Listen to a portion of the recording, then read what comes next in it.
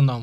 Movie స్టార్టింగ్లో మనకి Catherine Miller, grace Miller అనే ఇద్దరు అక్కా చెల్లెల్ని చూపిస్తారు. గ్రేస్ మిల్లర్ తను స్టోరీస్ రాస్తూ ఉంటుంది. తను రాసిన బుక్స్ చాలా ఫేమస్ అవుతాయి కూడా. అంతేకాకుండా పోలీసులు సాల్వ్ చేయలేని కొన్ని కేసులను ఆమె తన తెలివితేటలతో సాల్వ్ చేసి ఉంటుంది. ఒకరోజు గ్రేస్కి తన సిస్టర్ క్యాథరిన్ ఫోన్ చేసి రమ్మని పిలుస్తుంది. క్యాథరిన్ వెంటనే తన సిస్టర్ని కలవడానికి వెళ్తుంది. క్యాథరిన్ విషయానికొస్తే ఆమె ఒక స్కూల్లో టీచర్గా పనిచేస్తుంది. స్కూల్లో మిగతా టీచర్ కన్నా ఆమె చాలా డిఫరెంట్స్. స్టూడెంట్స్ అందరూ ఆమెను ఇష్టపడేవాళ్ళు. వాళ్ళతో ఆమె కూడా చాలా ఫ్రెండ్లీగా ఉంటుంది. స్కూల్లో ఆమెకు మంచి టీచర్గా పేరు ఉంది. క్యాథరిన్ స్కూల్లో టీచర్గా పనిచేస్తూ నైట్ టైం ఎవరికి తెలియకుండా ఫ్యాంటసీ వీడియోలు చేస్తూ ఉండేది. తన క్లయింట్స్ కావాల్సిన విధంగా ఆ వీడియోలో తను యాక్ట్ చేస్తూ ఉంటుంది. క్యాథరిన్కి డ్రగ్స్ అలవాటు ఉండడం వల్ల ఆమె హస్బెండ్ ఆమెను వదిలేసి కోర్టులో ఆమె డ్రగ్స్ వాడుతుందని నిరూపించి ఆమె కొడుకుని తీసుకుని వెళ్తాడు. క్యాథరిన్కి తన కొడుకంటే చాలా ఇష్టం.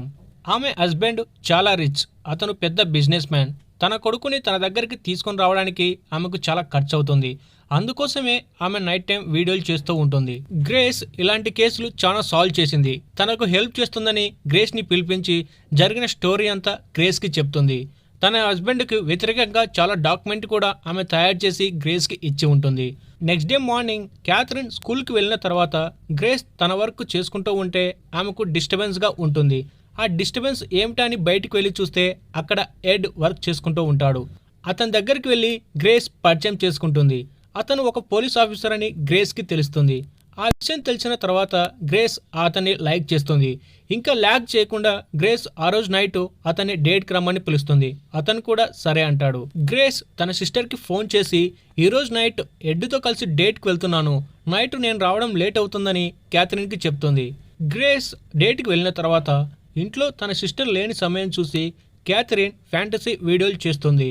ఆ వీడియోలు పూర్తయిన తర్వాత తను ఫ్రెష్ అప్ అవడానికి వెళ్తే ఇంట్లో గాజు గ్లాస్ పగిలిన సౌండ్ వస్తుంది. ఆ గ్లాస్ పగలగొట్టుకొని ఒక ముసుగేసుకున్న వ్యక్తి ఇంటి లోపలికి వస్తాడు. సీన్ కట్ చేస్తే గ్రేస్ ఎడ్డుతో తన డేట్ పూర్తయిన తర్వాత ఇంటికి వస్తే క్యాథరిన్ చనిపోయి ఉంటుంది. అది చూసి గ్రేస్ భయపడిపోయి వెంటనే ఎడ్కి చెప్తుంది. కొంత సమయానికి పోలీసులు అక్కడికి వస్తారు. ఎవిడెన్స్ అని కలెక్ట్ చేసుకొని ఆమెను ఎవరో చంపారని చెప్పి వెళ్ళిపోతారు. నెక్స్ట్ డే ఎడ్ గ్రేస్ని అడుగుతాడు ఆమెకు ఎవరైనా శత్రువులు ఉన్నారా అని. ఆమె క్యాథరిన్ తన హస్బెండ్ జానథన్ మధ్య కొడుకు విషయంలో కోర్టులో కేసు జరుగుతుంది, మేబీ అతనే చేసి ఉంటాడని చెప్తుంది. అప్పుడు ఎడ్ ఆమె నైట్ టైం ఫ్యాంటసీ వీడియోలు చేస్తుంది. తన క్లయింట్స్ ఎవరైనా తెలుసా అని అడిగితే మీరేం చెప్తున్నారో నాకు తెలియదు, అసలు ఆమె ఇలా చేస్తుందని కూడా నాకు తెలియదని గ్రేస్ చెప్తుంది. ఆ రోజు నైట్ తనకు భయమేసి ఎడ్ ఇంట్లోనే ఉంటుంది. Next day morning Catherine laptop తీసుకొని అక్కడి నుంచి వెళ్ళిపోతుంది. క్యాథరిన్ స్కూల్లో ఉన్న వస్తువులను తీసుకోవడానికి అక్కడికి వెళ్తే స్కూల్లో స్టూడెంట్స్ ఆమె దగ్గరకు వచ్చి మేడం చాలా మంచిది, ఆమె మాతో చాలా ఫ్రెండ్లీగా ఉండేదని చెప్తారు. ర్యాండీ మాత్రం ఆమె తనతో హార్డ్గా ఉండేదని చెప్తాడు. తర్వాత గ్రేస్ అక్కడ వస్తువులను తీసుకొని వెళ్తూ ఉన్నప్పుడు రిచీ అనే వ్యక్తి ఆమె దగ్గరకు వచ్చి క్యాథరిన్ వీడియోలు చేసేది బిల్లీకి తెలుసు, అతను చాలా వింతగా ప్రవర్తించేవాడు, అతన్ని అడిగితే ఏమైనా తెలుస్తుందని చెప్పి అక్కడి నుంచి వెళ్ళిపోతాడు. అతను వెళ్ళిపోయిన తర్వాత గ్రేస్ బిల్లీని కలుస్తుంది. నీకు క్యాథరిన్ గురించి ఎలా తెలుసని అడిగితే బిల్లీ నాకు నా ఫ్రెండ్ ద్వారా తెలుసు, అతను ఒక హ్యాకర్, అతనే నాకు వీడియోలను చూపెట్టాడు, ఆమె వాయిస్ ఆమె నడవడికను బట్టి క్యాథరిన్ అని తెలుసుకున్నానని, అంతకుమించి నాకేం తెలియదని గ్రేస్తో చెప్తాడు. ఆ విషయం తెలిసిన తర్వాత గ్రేస్ ఎడ్ దగ్గరికి వెళ్ళి జానథన్కి అగనెస్ట్గా డాక్యుమెంట్స్ సబ్మిట్ చేస్తుంది. పోలీసులు అతను ఎంక్వైరీ చేస్తే జానథన్ ఏం చేయలేదని తెలుస్తుంది. తర్వాత గ్రేస్ జారల్డ్ బాక్సర్ గురించి ఎడ్కి చెప్తుంది. పోలీసులు అతని దగ్గరికి వెళ్ళి ఎంక్వైరీ చేస్తారు. జారల్డ్ నాకేం తెలియదు, నేను డిజరీని హ్యాక్ చేశాను, ఆ విషయాన్ని గురించి నా ఫ్రెండ్ బెల్లీకి మాత్రమే చెప్పాను, అంతకుమించి నేనేం చేయలేదని పోలీసులకు చెప్తారు. పోలీసులకు అనుమానాలు తప్ప ఎవిడెన్స్ ఏవి ఉండవు. మరోపక్క గ్రేస్ తన వంతు కష్టపడుతూ ఉంటుంది. వాళ్ళకి హంతకుడు ఎవరో తెలియదు. వీళ్ళు ఇలా ఎంక్వైరీ చేస్తూ ఉండగా అలా ఫ్యాంటసీ వీడియోలు చేసే మరొక వ్యక్తిని ఆ ముసుగుదంగా చంపేసి ఉంటాడు. ఆ విషయం తెలుసుకున్న పోలీసులు అక్కడికి వస్తారు. అప్పుడు వాళ్ళకు అర్థమవుతుంది ఒక సైకో కిల్లర్ ఇదంతా చేస్తున్నాడని.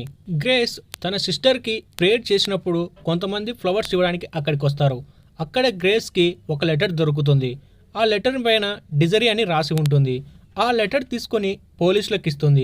తను కూడా ఈ కేసులో వర్క్ చేస్తానని అడిగితే కెప్టెన్ ఓకే అంటుంది. తర్వాత పోలీసులు ఆ ఫ్లవర్స్ ఎవరు ఇచ్చారని ఎంక్వైరీ చేస్తే ర్యాండీ ఇచ్చినట్టు తెలుస్తుంది. పోలీసులు ఆ విషయం తెలుసుకొని ర్యాండీని ఎంక్వైరీ చేయడానికి వెళ్తారు.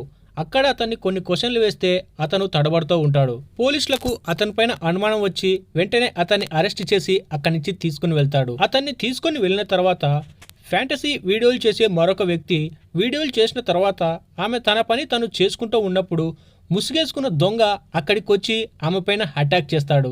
ఆమె తన దగ్గర ఉన్న కత్తితో అతనిపై పడడానికి ట్రై చేస్తుంది. వెంటనే ఆమె బంధువులు రావడంతో ఆ వ్యక్తి అక్కడి నుంచి తప్పించుకుపోతాడు. ఈ విషయం పోలీసులకు చెప్తుంది. పోలీసులు ఆ బ్లడ్ శాంపిల్స్ని కలెక్ట్ చేసుకొని వెళ్తారు. ఆ blood sample Randy blood sample match అవ్వవు. అతను హంతకుడు కాదని తెలుస్తుంది. తర్వాత ర్యాండీని విడుదల చేస్తారు. పోలీసులు ఎంత కష్టపడినా వాళ్ళు మాత్రం హంతకుణ్ణి తెలుసుకోలేకపోతారు. క్యాథరిన్ మరొక ఐడియా వేస్తుంది. తన సిస్టర్ వీడియోలలో ఎలా యాక్ట్ చేసిందో ఆమె చూసి నేర్చుకుంటుంది. ఆ రోజు నైట్ ఆమె ఎడ్ హౌస్ దగ్గరికి వెళ్ళి ఆ రోజు అతనితో ఇంటిమేట్ అవుతుంది. నెక్స్ట్ డే మార్నింగ్ గ్రేస్, ఎడ్ ఇద్దరు పోలీస్ స్టేషన్కి వెళ్తారు. అక్కడ గ్రేస్, నేను ఫ్యాంటసీ వీడియోలు చేస్తాను, మనం ట్రాప్ చేసి ఆ దొంగను పట్టుకుందామని చెప్తుంది. అందుకు ఎడ్ ఒప్పుకోడు. వాళ్ళ కెప్టెన్ మాత్రం ఒప్పుకుంటుంది. ఆ రోజు నైట్ గ్రేస్ ఆ ఫ్యాంటసీ వీడియోలలో యాక్ట్ చేస్తూ ఉంటుంది. పోలీసులు ఆ దొంగ కోసం వెయిట్ చేస్తూ ఉంటాడు. అతను ఫస్ట్ రోజు రాడు, సెకండ్ రోజు కూడా రాడు. వాళ్ళు విసుగొచ్చి అక్కడి నుంచి వెళ్ళిపోతారు. నెక్స్ట్ డే ర్యాండీకి రిచ్కి పెద్ద గొడవ జరుగుతుంది. వెళ్ళి ర్యాండీని ఎంక్వైరీ చేస్తే రిచ్ పై కంప్లైంట్ చేస్తాడు. పోలీసులు రిచ్ కోసం వెతుకుతూ ఉంటారు. ఆ రోజు నైట్ గ్రేస్ మళ్ళీ ఆ వీడియోలు చేస్తూ ఉంటుంది. అప్పుడు తనకి గ్లాస్ పగిలిన సౌండ్ వినిపిస్తుంది. క్రిమినల్ వచ్చాడని తెలుస్తుంది. లైవ్ ఆఫ్ చేయకుండా అలాగే ఆన్లో పెడుతుంది. కొంత సమయానికి ఆ వ్యక్తి అక్కడికి వస్తాడు. గ్రేస్ తన మూతి చూడాలని అడిగితే అతను ఫేస్ ఓపెన్ చూపిస్తాడు. అతను ఎవడో కాదు, రిచ్ ఇదంతా ఎందుకు చేస్తుంటాడంటే చిన్నప్పటి నుంచి తన మదర్ ఎన్నో రిస్ట్రిక్షన్స్ పెంచి ఉంటుంది. ఆ రూల్స్ వల్ల తను చాలా ఇబ్బంది పడేవాడు. అలా ఉండగా అతన్ని క్యాథరిన్ చూసిన వెంటనే క్యాథరిన్ పైన ఇష్టం కలుగుతుంది. ఆమెను లవ్ చేసేవాడు. తను లవ్ చేసే అమ్మాయి తనకే దక్కాలని, ఎవరికి దక్కకూడదనేది ఉండేది. అలాంటి ఆమె ఇలాంటి వీడియోలు చేస్తుందని అతనికి చాలా కోపం వస్తుంది. అందువల్ల అతను చంపేస్తాడు. అంతటితో ఆగకుండా ఇలాంటి వీడియోలు ఎవరు చేస్తే వాళ్ళందరినీ చంపేశానని చెప్తాడు. అతను మాట్లాడేదంతా లైవ్లో రికార్డ్ అవుతుంది.